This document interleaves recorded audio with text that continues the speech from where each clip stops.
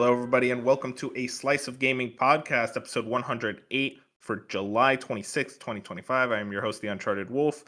And before we even get started, I just want to give a quick announcement. This will be the last episode uploaded to what you currently know as the Slice of Gaming YouTube channel. I think Moon renamed it back to Moonlight 150. We will be moving to a new channel just to avoid clutter and just make a overall better. It allows us to better interact with companies in the future, just to have a hyper fixation on video game content. So we will be now on what's the new channel called, Bench? Like just Slice of Gaming? A slice of gaming. A Slice of Gaming. And any capitals? I think just the beginning of each word. Okay, so a Slice. And it'll be linked in the description, so We'll have it in the description. Yeah, so just make sure if you want to check out the new channel, continue watching the podcast. We're going to try to put out more content in general, just all over the place. And yeah, just wanted to give a quick announcement there in case you're kind of like, where's my podcast? It's like, it's going to be over there from now on. And also, we're on it. Nothing will change for Spotify users or Apple Podcasts or anything like that. This is just for YouTube listeners. And also, please, our Twitter and Blue Sky accounts of Slice of Gaming are still the same as ever. Yes. But anyways, to get actually into the podcast itself, we got a pretty short news week, but some like kind of good things to poke at, really. I think there's some good conversations we can have. And that's why I'm joined today by Bench. Hello, I've been bonanzaing. And I'm also joined by my boy Jack. Hello, I have also been bonanzaing. Well, we've all been bonanzaing, so we'll talk about that at the end of the pod. But for now, we got to get into the news. Again, not too much, just a lot of kind of things we can poke at. First and foremost, I wanted to bring this up. Battlefield 6 has gotten its official reveal trailer. It's been teased for a while now. We actually got a full-on, like, 2-minute trailer with announcement of the multiplayer reveal being on July 31st, which is next Thursday. I'll ask now, did you guys watch this trailer, and what did you think? I did watch the trailer, and I definitely think it looked good. I know it could be glitch heavy like the last one was, but I mean, it's definitely something that I'm interested in possibly checking out, but the rumored date of October 10th is definitely like, that's a packed time. But I thought the trailer was very good. Or no, actually, I don't know if it's new leaked gameplay or past leaked gameplay, but I saw like 50 minutes of gameplay did leak. It looked pretty good. Jack, did you watch the trailer? I did, yeah. I don't know why, because I'm not really a Battlefield guy, but I was just curious. I don't really have many thoughts on it. It's kind of like 2042, where the initial trailer was pretty good, but whether the game will be, I don't know. Yeah, I watched the trailer too. I'm curious about this one. I'm not the biggest Battlefield fan. It's not even necessarily like issues with like the game mode or how the games are made. I'm just not a big fan of the shooting in them. They always felt kind of off to me. And maybe that's just my Call of Duty sensibilities. But Battlefield's never really been a franchise I gravitated towards necessarily. But I will admit, like, the trailer does look very good visually. I think the destruction is the thing I'm really interested in. A lot of leaked footage came out, and you talk to Battlefield fans, and they're kind of looking at it as just like, this is their "we are back" moment. They're very excited. But also, they kind of said that about 2042, and we saw how that came out. So I think it really just comes down to, it's like, okay, you guys are nailing everything at the moment in terms of what Battlefield fans want, which is big, destructible maps, giant teams. What is kind of the hook to, or what is the, not the hook, but the stability of this game when it comes out? Are you actually going to have a scoreboard? Which, by the way, 2042 launched without a scoreboard, which is the most asinine thing I've ever heard. Is this game going to come out actually fully complete, or is it still going to come out in a weird, buggy, glitchy mess that nobody wants to play? Mm-hmm. Yeah, And this one does have a campaign, right? Yeah, Yes. I think 2042 had a campaign as well. No, that was the first one without one, I think. Oh, yeah, okay. So this one having a campaign is a lot more interesting to me, too. It's this whole thing about Battlefield Studios, where they're merging all of their studios into one Battlefield mine, is a bit concerning to me, I will say that. I want to hope that it's just currently like all those studios are doing that with like DICE being lead developer and the others effectively being support. And then when the game comes out, it's like, okay, now DICE is just going to handle like post-launch support, and the other studios go back to what they were making before. But maybe See, not, because I'd like to believe that, Criterion, but yeah, Need for Criterion Speed. apparently Need for Speed is on a break or hiatus, as it was referred to. It kind of tells me Criterion might be stuck on Battlefield. Man, Yeah, just a man moment. I don't know, man. It's like these giant FPS shooters. Like, it's so insane how many people it takes to make one of these games. And like, I get it. Like, you do need a lot of heads to make a game and support it for as much as you can. But is it really worth the cost of just losing so many franchises and developers? And I guess to these big publishers like EA, it is worth it. And they're like, no, we actually make way more money doing this. Killing Need for Speed is the most insane thing in the world to me. Like, that is a franchise that still sells really well. Yeah, and it's weird because the last two Need for Speeds, they have marketed like dog shit. Like, I think Need for Speed, I think it was Unbound, was like officially revealed a month before it came out. Yep. And it was almost kind of treated as like, oh yeah, it's out. And it came out in like December. It's like, why do you guys like kind of? It felt like they were sending it out to die. I think they just want my tinfoil hat conspiracy is they wanted an excuse for it to do badly so they could say, oh look, Need for Speed is washed. We need them to work on Battlefield. Yeah, but they've been saying that the next one is coming after Battlefield. So for the fact of them just say, oh, actually, we've changed our mind. Battlefield Mines we go. I don't know. It's just depressing. Yeah, no, I'm with you. It's a really annoying situation, but I mean, at the very least, like maybe we could at least get a good Battlefield out of it. Just fix the fucking shooting, man. I'm so sick of playing Battlefield and the shooting just feels like ass every single game. Like it just feels weirdly heavy, but not heavy enough to feel like realistic. So it's like this ugly middle ground that like does not work for me at all. But as long as Battlefield fans are into it, it's all that really matters. Yeah, but Bench, you mentioned the date is October 10th, currently revealed, which is it's like right between Ghost of Yotei and Outer Worlds 2, funnily enough. Well, that's a leaked Which date, but it's likely very true. Same day as Little Nightmares 3, the game is cooked. Oh my god, what are they doing? Battlefield's doomed. Speaking of the Outer Worlds 2, actually, our next news story comes from the Outer Worlds Twitter account. I specifically wanted to get this tweet because it annoyed me. This is from the official account.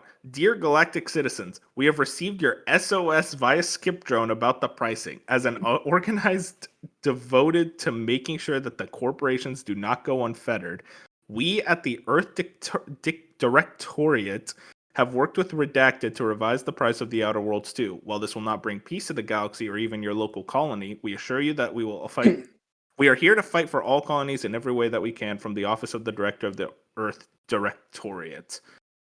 They're dropping the price from 80 to 70. I don't know why they wanted to be cheeky and do it in universe. I thought it was very, very cringy and corny, but yeah, I guess they thought they actually grew a brain and thought, wow, $80 for Outer Worlds 2 is asinine.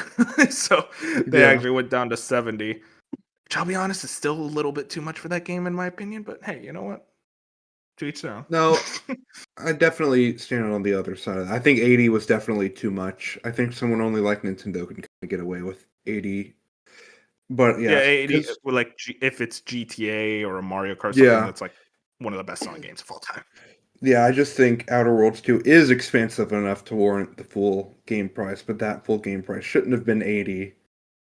And it's the pre-order numbers should probably just asinine for this game, to the point where the hand was forced. Oh, I mean that it's very clear. Like people just showed, it's like, no, we're not going to buy this game for $80, and Microsoft was like, okay, clearly it's not going to work for this game. I think you could maybe go for the 80 price for maybe up to a Gears level, but even then, I don't know. No, it was always so many debates around this game being 80. The one that really bothered me personally was, oh, well, it will push people towards Game Pass, and isn't that what they want? It's like, no, because what they want now is also to sell games on other platforms like PlayStation and Steam. And you're pushing people away from those platforms, and they're just not going to buy Game Pass because they don't want to use the Xbox browser on PC, or they don't want to buy an Xbox. So I just thought that argument made no sense to me. It's like, okay, if you're going third party, you better make it appealing to the normal people who want to just pay the full box price for your game and not just the Game Pass users if you're going to do this other Yeah. platforms thing. And But honestly, hey, the at only least 80, they figured it out. And I bet Obsidian is very happy about this. They probably didn't want to make the game $80. So now they're like, okay, 70, we can work with this. yeah, and I wouldn't be surprised that very cheesy tweet was Obsidian trying to make light of a shitty situation. It's corny as hell. It is, but They It- positioned it like a marketing beat, and that felt kind of weird. Like, hey, we Mhm. fucked up, sorry, but we're Yeah. Jack, listening. I want to ask you, how long do you think this like conversation of $80 is it gonna eventually be like we just look at this with like stuff like Mario Kart and Grand Theft Auto and like the mega sellers like Call of Duty, Battlefield, that whatnot, and like most other games stick to 70, and like we kind of get more of a range, or is it like no, if you're a AAA game, you're gonna come out at 80? Yeah, I think they're kicking the can down the road. I wouldn't be surprised if, like, next year's Xbox titles will be 80. Like, Fable could be. I think Mhm. Call of Duty. I'm surprised they're not keeping Call of Duty at 80 for this year because I think that would still sell at 80. But Yeah, that was I bet- interesting because they mentioned all their holiday games are gonna move away from the 80, which I'm like, Yeah. oh, okay, I guess Call of Duty is sticking to 70 then. But like, Mhm. you know, like you mentioned, Grand Theft Auto is going to be 80 or more. God, By the could you time we imagine get for to 70 like though? Intergalactic or Wolverine or whatever the next Sony big Sony game is after year 2, that might be 80. I'm just Mhm. I'm expecting the worst, but that's kind of just me. Have I told you guys my theory for GTA's pricing? I don't think you I- have. My prediction is that it's actually going to be a $70 game. They're going to say, "Oh, but if you want to get online mode, you're going to pay extra $30." So it's I can see basically that. like if you want the full game, it's $100, but it's like, no, it's a $70 game, guys. That would And be then great you for could me also- because like I don't care about online. Yeah, honestly, I'm just like, okay, sure, go ahead. Would it be possible to buy online separately, or is it like a DLC thing? No, you have to buy online like with the main game. That's kind of Okay. how they're Yeah, I because they're can not see going to that. let you buy online for $30. That'd be insane. Yeah. My expectation for GTA is still it's going to be 80, and then it's going to be 100 for early access, and that's going to be like the best selling early access for any game ever. Oh my god, yeah. I mean, I'd jump on that. You kidding me? Yeah. I mean, it's going to be interesting to see where this conversation evolves. I'm glad that Outer Worlds 2 is not the one that's going to start the 80 because it's like the moment I saw Outer Worlds 2 do it, I'm just like, buddy, you are not that guy. Like, I imagine this game's going to be great, but like, you're not Mario Kart. You're not going to sell no matter what. You need the help you can get.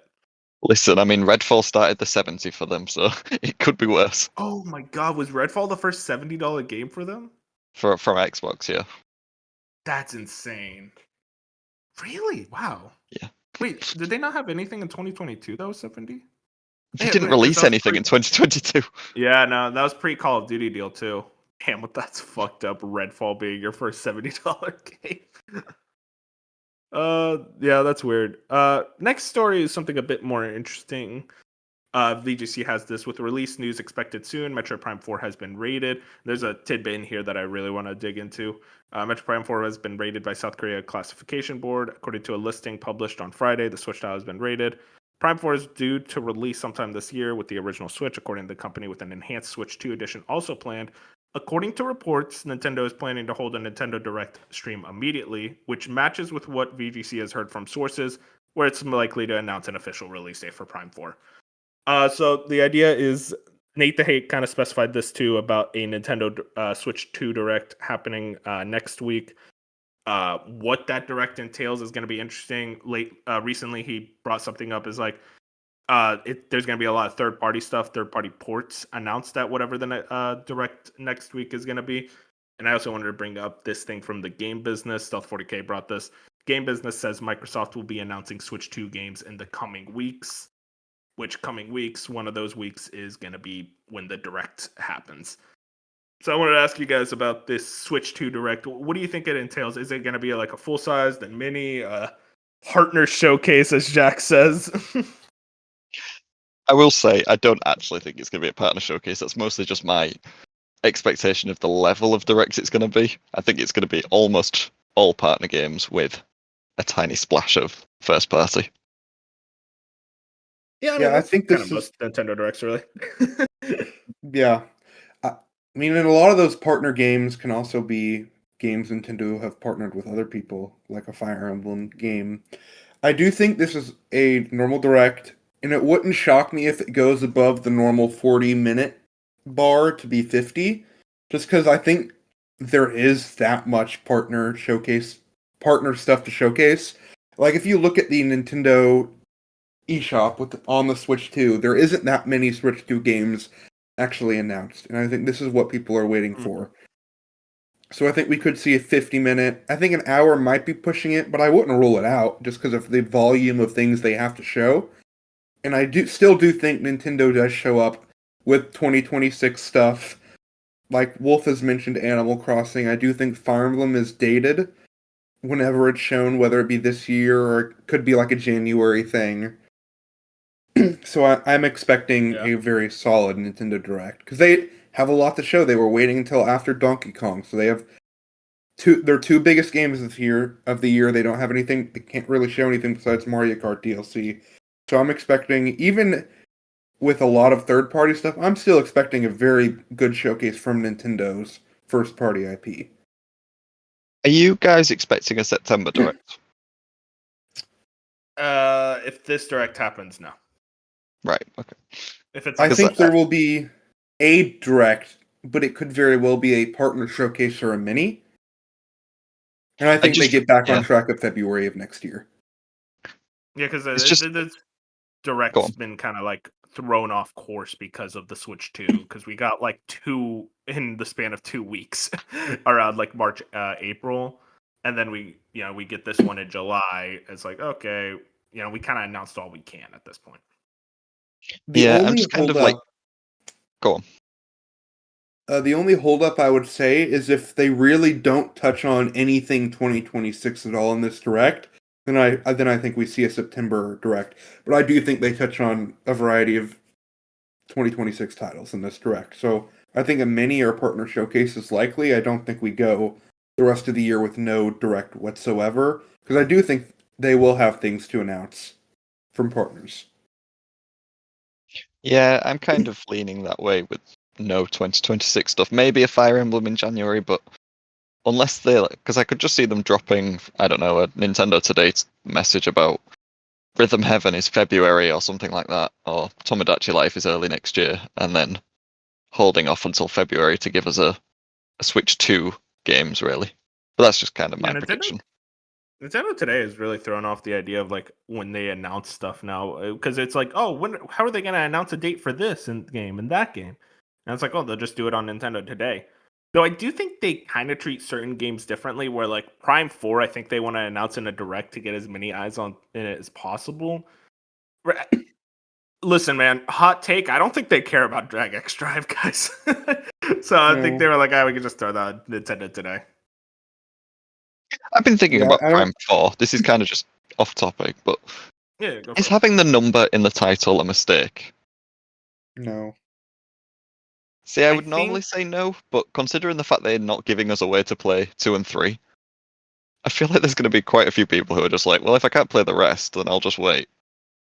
I think they probably would have something to say later on, or for Prime 2 and 3. I think they're going to have some way to play it. They would probably say something sooner rather than later. I do believe those ports exist. I just think they're being weird about it and not revealing them at the moment. Yeah, and we definitely agree. Like Drag X Drive and Kirby aren't their August game.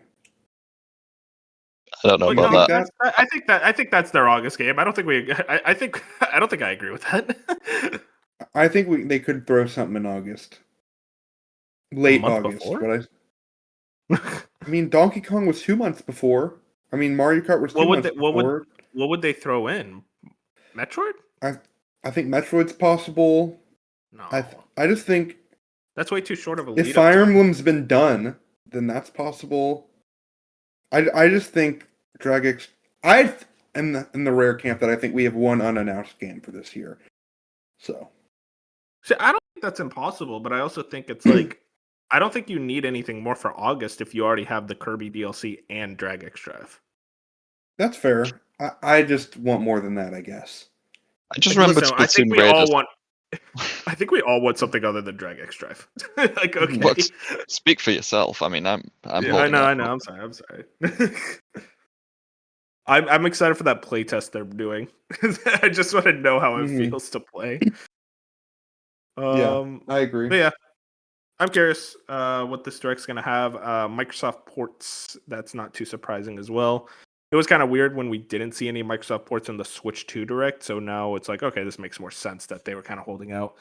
And we know that third parties have been waiting to show off their stuff as well. And it's like, it seems like this is the Direct to do it. So yeah, I'm really excited to see what we can get at this place. Do we see any Sony ports? Of the mind that I think by the end of the Switch 2 generation, Horizon Zero Dawn will get ported to Switch 2.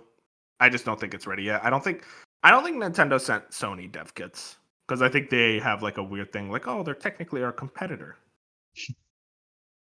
Kind of funny to imagine, yeah. Maybe they send them to Bandai Namco, and Bandai Namco sent them to Sony.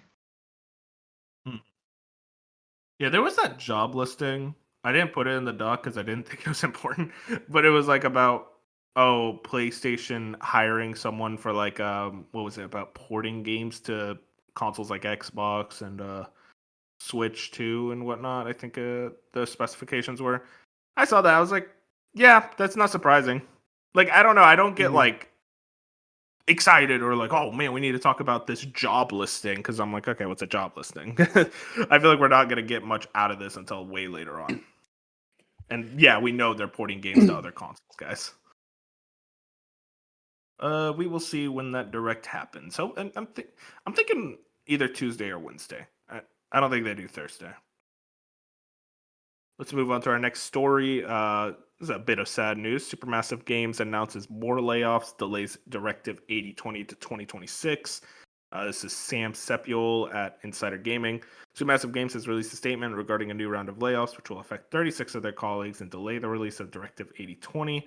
Supermassive Games' latest statement on Twitter addresses the new layoffs. The developer addresses how challenging it has been to navigate the industry and to adapt to constant changes. They have made a difficult decision to begin a redundancy process. In this new round of layoffs, the Little Nightmares 3 developer expects to lose up to 36 of their employees.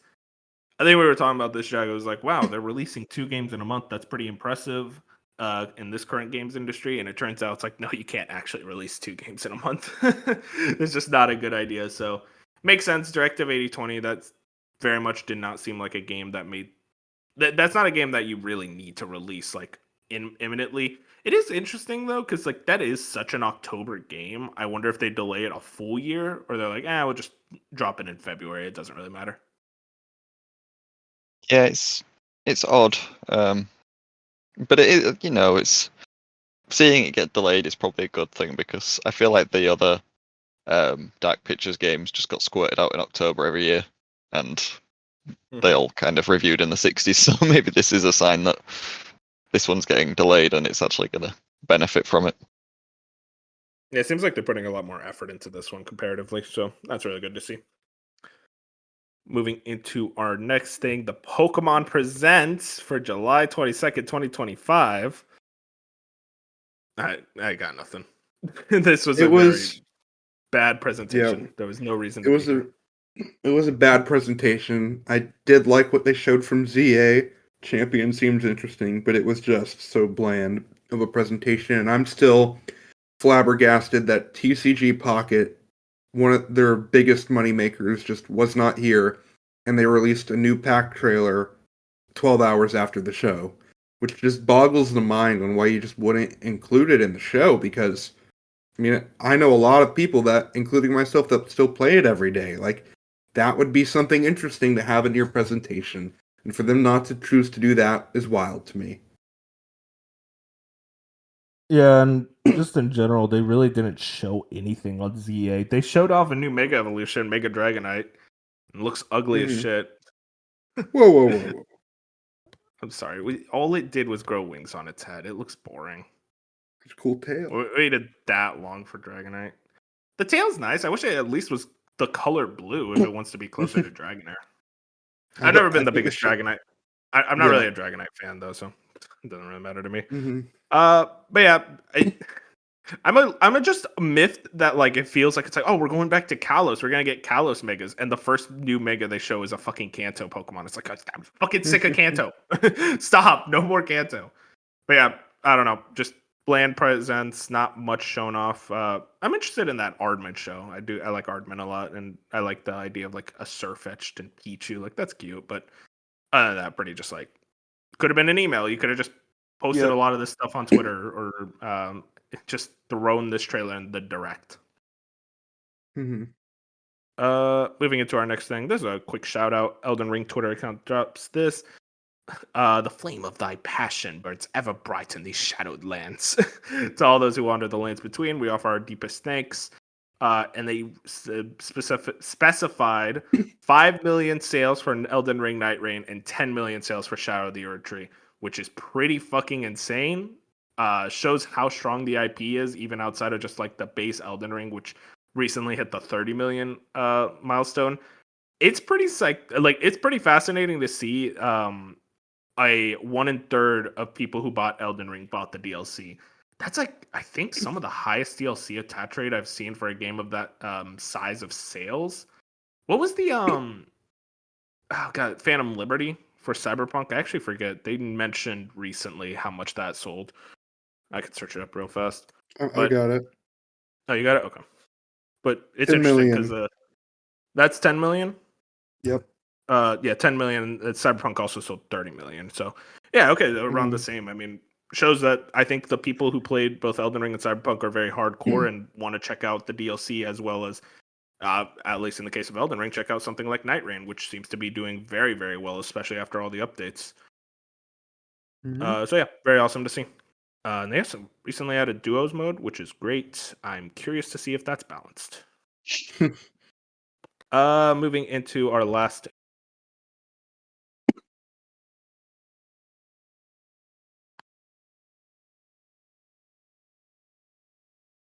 outs to them. I don't really have any hype for this game, but it seems like people are very excited for this one.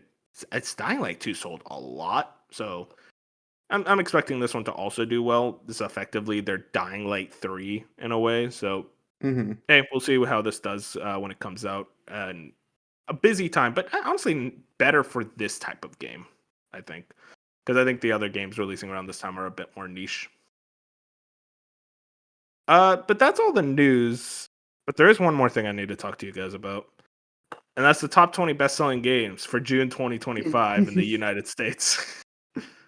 I don't know if you guys remember, Matt Piscatella posted this. Let's see how good you guys are. I've already seen it, so I might have to not cheat Do you here. remember them? A few of them. Okay, I mean, we'll see how Let well Ben- Bench does, and then you can Yeah, let jump in. Bench take this one. Yep. College football. College football? That came out this month, Bench. Oh yeah, that was July. Death Stranding 2. That's number 2. Madden. Madden? That's not on the list. It's not football season. Yeah, that's true. NBA. NBA is number 14. MLB. MLB is number 7. WWE 2K. Number 20. Mario Barely on the Kart. list. Mario Kart's number 3, which actually surprised me. But then Night Rain. is like Night Rain's number 1. Yep. Yeah, with Mario Kart specifically, it doesn't count digital sales as well as it's not counting the bundles. So I assume it would be a lot higher. What else? Bit more energy, Bench. Come on, you got a lot to go. I know. I said MLB. Jack, you want to jump in? Yeah, Jack, jump in. I'm blanking. Cyberpunk. Cyberpunk is number 18. Was there a GTA. Cyberpunk thing in June? Oh, It launched on Switch, yeah. Yeah. GTA 5 is number 9.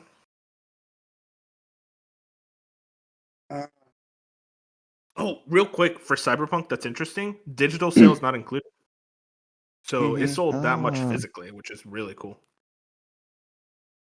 Fantasy Life. Fantasy Life is not on the list. I wonder if I they're assume just that's not what sharing they- their data because I feel like that would be on the list. Yeah. Oh, Yeah. 100%. Yeah, I understand why Nintendo doesn't share their data or like for digital sales because they're weird. But like this happened with Kepler Interactive, the guys who published Expedition, and now CD Projekt. Mhm. It's like you guys do not have the swagger to be like, no, we don't share our digital data to NPD. It's like, get over yourselves. You are not that guy. That pisses me off so much. Yeah, Is there a million Xbox titles on the list? Is there a million Xbox titles? Yeah, on PlayStation versions. There's a couple of Xbox titles. A good amount, actually. Forza Horizon 5 then.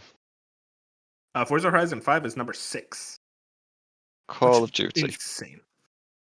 Call of Duty Black Ops 6 is number 4. Can't remember which Recent other ones came Xbox out. title. There's a recent Xbox title released, kind of shadow dropped. Oh, Oblivion. Yeah, Oblivion, number 16. There was a very, very big game and a big franchise that came out in March. Monster I think Hunter. of Xenoblade? Jack. I think of Jack when I Gee. think of this franchise. Oh, hell yeah, Assassin's Creed. Yeah, Assassin's Creed Shadow, number 19. Number Split 1, Fiction? 7 out of 10 fun. Did you say Stellar Blade Bunch? No, but I can. Okay, well. What did you say? Oh, you said Xenoblade. No, I said Split Fiction.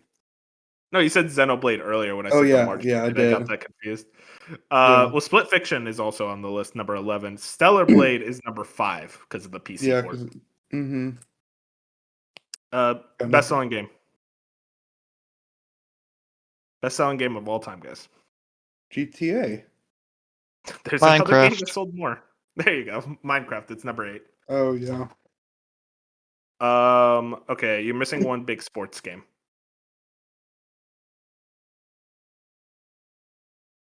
International sport.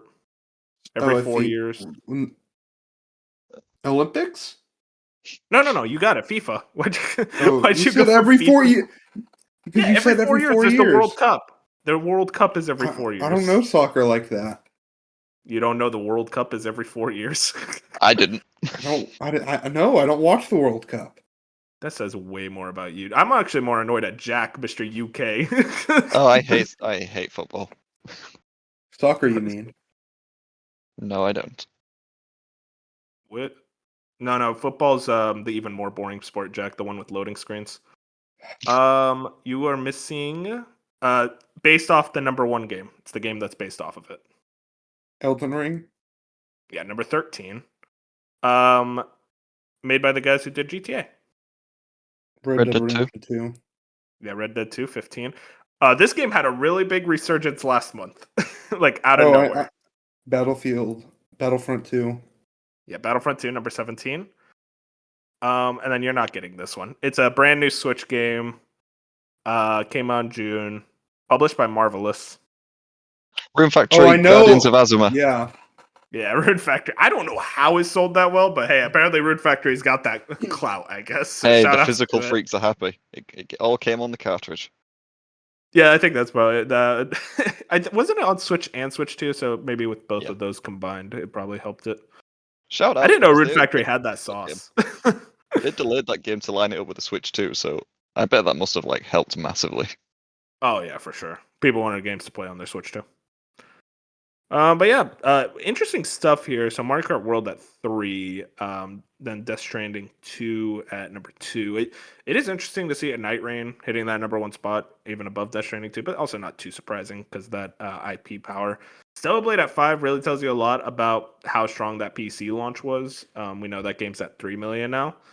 But yeah, some interesting data for sure. And also something to point out, Circana, Nintendo Switch 2 debuted as the fastest selling video game hardware device in US history. 1.6 million units sold in June, which is kind of insane. That's amazing. Do you have the year to date list? Year to date, I think it's here. Yeah. Where's Night Rain on there? It's currently the number 8 best selling game of the year. And that's within a month. Man. What's Yeah, number no, 1? Monster Hunter. Yeah. Hmm. Yeah, top three are Monster Hunter, Oblivion, and Assassin's Creed. Mm. But yeah, a very interesting data for sure. Also, I want to point out Forza Horizon 5 is number 11, which is insane considering it just got a port on PlayStation and that's it. But it kind of tells you how much PlayStation bros were waiting for a good racing game because Yep. we know the recent Gran Turismo was kind of a disappointment. It's also a different kind of racing game, I suppose. So you don't really. I think you get arcadey racing. Yeah, what was the last arcade race that launched on PlayStation? Like Lego Little Big Racer Planet or whatever Karting. it is. Oh hell yeah! Oh, are you thinking of Mod Nation Racers? No, there was a Lego racing game that came out. It wasn't Lego exclusive. 2K Drive. That's the one. Yeah. Yeah, no, I think just those type of arcadey racings games are kind of missing on PlayStation because Nintendo has Mario Kart, Xbox has Forza, and I think PlayStation is stuck with Gran Turismo, which I mean it's not. I mean it's a good franchise, obviously, but it's like I think it's just that's so much simmier. And I think after the recent one, they were really disappointed. So I think the car bros were like, "Oh, can we get something like a Forza?" And they got one. Yeah, what did it cost? Everything. There was no reviews this week. Pretty light week in terms of game releases. Because last week was a bit more heavy. But we could talk about You're just what we've been- forgetting Destiny: The Edge of Fate, the hit new game. I'm trying to. We can talk about what we've been playing though, which is a lot of Donkey Kong Bonanza. I have finished the game. I loved it immensely. Absolutely phenomenal game. I think this is the type of quality I expected out of this team. I think it's a game that, Jack, I know you're early on, but the way I've described it is like it is just a constant uphill climb of quality, in my opinion, where then when you get to the finale, it's just absolutely 10 out of 10. Like that is where the game really shines to me. But in general, I do really, really love this game. I think this is the game that I think the Switch 2 really needed to kind of show off. It's like, this is why you buy the consoles for this game. This game is a ton of fun. I think it's great for families. I think it's great for adults, for anyone who wants to play a game like this. I would be surprised if anyone plays this game and doesn't like it because I just think it's fun to break things genuinely. I think the light platforming that's involved is a ton of fun as well. I'm loving the challenge rooms. And right now I'm just cleaning up, mopping up for a 100% run, which is also a ton of fun to go for. And yeah, I think this is the standard that was set by Mario Odyssey and kind of the rest of that team's work. And I think they have fully delivered. And I'm glad to see. I'm glad that they exist. This is a team that I'm so happy is able to make just banger ass games every few years. When we see them, it's like an exciting moment. But yeah, you guys have also been playing it. Yeah, I'm about 25 hours in at the moment, and I have 2 layers left. So I'm really enjoying it. I think it's a slow climb as it continues on and just gets better and better. And I think it kind of just really, story even was pretty good recently. I think my biggest complaint is while the level design is really good, I still don't think it's Mario level design. Mm-hmm. It just there's something a magic to it that is there, but very faint compared to the Mario's where it's booming throughout. But I think a lot of the things I like better than a game like Odyssey. I think getting the bananas is much more satisfying than getting a random miss. I think just the gameplay loop I do like more than like the capture mechanic. I think it's just having the bananas, being able to switch between them, like being able to hit everything and break everything is a more satisfying loop to me. And I do think even while the bosses are very easy, I think like just the enemy and boss designs are very good. I really like the Void Company. I think they're a funny group of funny people. Like they just fit into that Donkey Kong world, in my opinion. And I think just the transformations are very fun. The music is great. I'm just having a really good time with it. I think so far it would be my game of the year. I don't expect that to stay just because there are types of games that I prefer more that are coming out. But it wouldn't be shocked if it's in my top 3 or 4 by the end of the very good game. Yeah, I mean it's pretty handily my game of the year. I kind of doubt much else comes out that really rivals it personally for me. There was a game earlier this year that might have been my GOTY, but I don't care about it anymore. I didn't play it. Jack, what about you? What are you thinking of Donkey Kong? I'm enjoying it. I think the Switch is like it doesn't actually tell you playtime, but it says that I'm about 15 hours in, so I'll just assume that's right. Yeah. I'm enjoying it a lot. I wish I had more time to play it, so I could spend more time playing it and less time people comparing it to Odyssey. Yeah, it's getting a Because- little much, guys. I'm like, guys, they're different games. Yeah, I like them both. I was saying in the Discord, I'm about to get super toxic if that carries on because like Odyssey is one of the best games ever made. No game's comparing to it. But it's Yeah. I'm having a lot of fun. It is satisfying just smashing everything. I do feel like I'm kind of missing out on a lot of the level design if I do smash things because I'm just going straight through walls and then I come to an area with a banana and it's like, oh, there's a whole challenge in front of this that I've just skipped. But that's one of the things about the freedom of the game, I suppose. Yeah, I'm enjoying it a lot. I'm just looking forward to seeing this finale that everyone's been hyping up so much. Oh yeah. I will say this: Uh, the Pauline hype, I'm not feeling. oh, you don't like her? Oh, I disagree. Yeah, she's just annoying me. What? I Here, I'll I tell think you now. it's- She's better than Dollman in Death Stranding too. What? Surely not. No, I think that's what elevates the game above something like an Odyssey for me, which I am lower on, and I understand that. I like having I didn't vibe with Cappy at all, but I love having like the Pauline and Donkey Kong bond, however slight it is. I think it elevates the feel of the game and knowing there is substance there, and I think she's just like a cute companion that is involved in the gameplay and how you that I just really enjoy. That I think does make an impact on me more than I thought it would going. I think I like Pauline a lot because of mainly the ending. A lot of the ending sequences with her. I don't necessarily view her as annoying. I'm actually surprised by that because I feel like she doesn't talk that much. But Yeah, And every I don't know. time she does, it's like I think it's more additive than taking away. Like when you're at a rest camp and you rest, she says something really cute about what you've been doing, and Donkey Kong's like, "Hoo-hoo!" And it's like, yeah, that gets a little chuckle out of me. so maybe it's just because I hate kids. That could be it. Real. No, I can understand what you're coming. I'm just like, at the very least, Jack. I played a lot of games with Yappers, Horizon, He's- Death Stranding 2. He's no I yapper. understand what he. Yeah, exactly.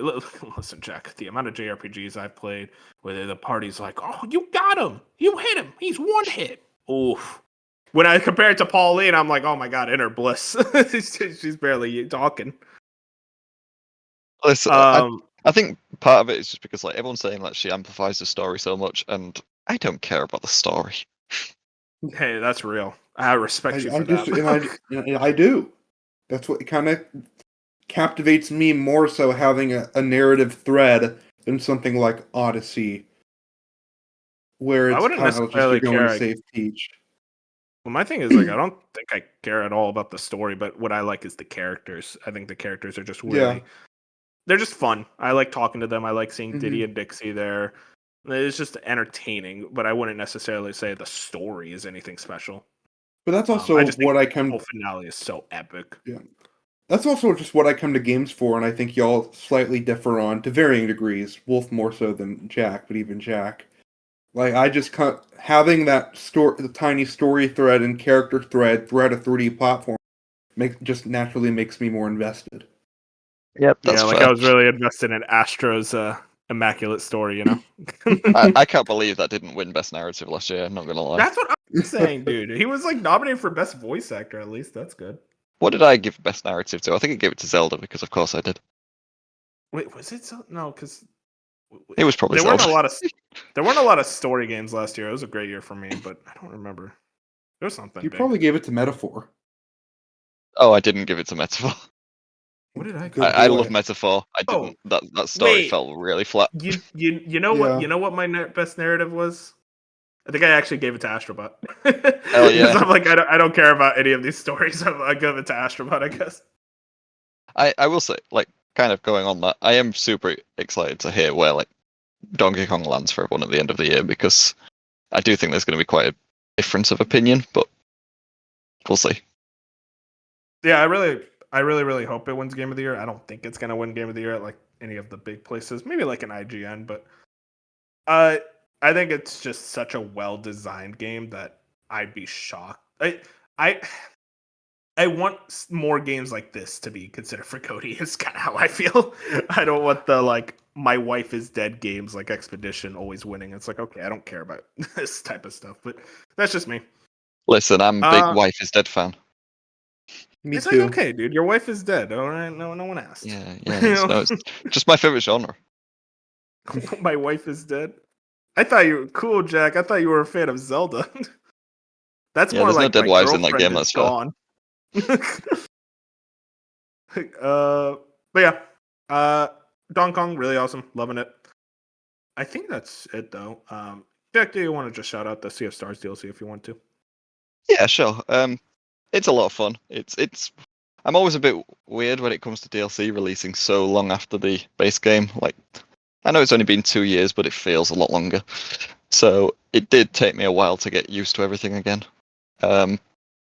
But that being said, like they took a lot of the criticisms of the main game into account. Like the two main characters in the base game were a lot of people said they were a bit flat. They didn't really have much of a personality. It was the characters around them that were interesting.